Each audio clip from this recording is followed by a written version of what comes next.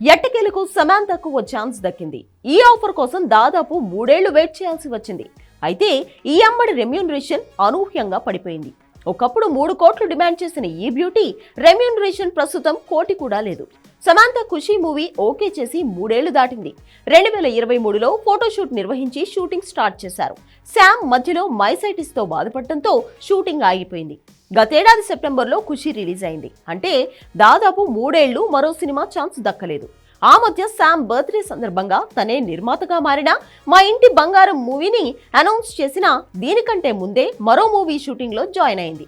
14 ఏళ్ల కెరీర్ లో తెలుగు, తమిళం తప్ప మరో లాంగ్వేజ్ చేయని శామ్ మలయాళంలోకి అడుగుపెట్టింది.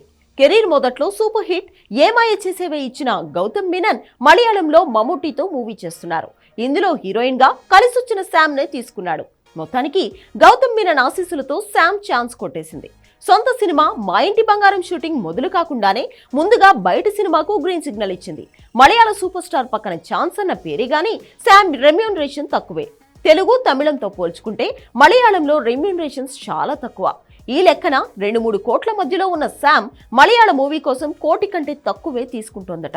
అయితే అన్ని సినిమాల్లా ఇందులో లెంగ్తీ రోల్ కాదని 15-20 రోజుల్లో షూటింగ్తో పూర్తవుతుందని తెలిసింది. ఎట్టకేలకు 3 ఏళ్ల తర్వాత సినిమా ఛాన్స్ అందుకుంది శామ్.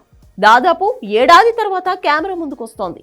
ఇంతకాలం సినిమాలు లేవన్న మాటే గాని ఏదో ఒక స్టిల్ వీడియోతో ఇన్స్టాను హీట్ ఎక్కిస్తూనే ఉంటోంది. ఇక నుంచి సినిమా విశేషాలు చెబుతుందేమో చూడాలి మరి.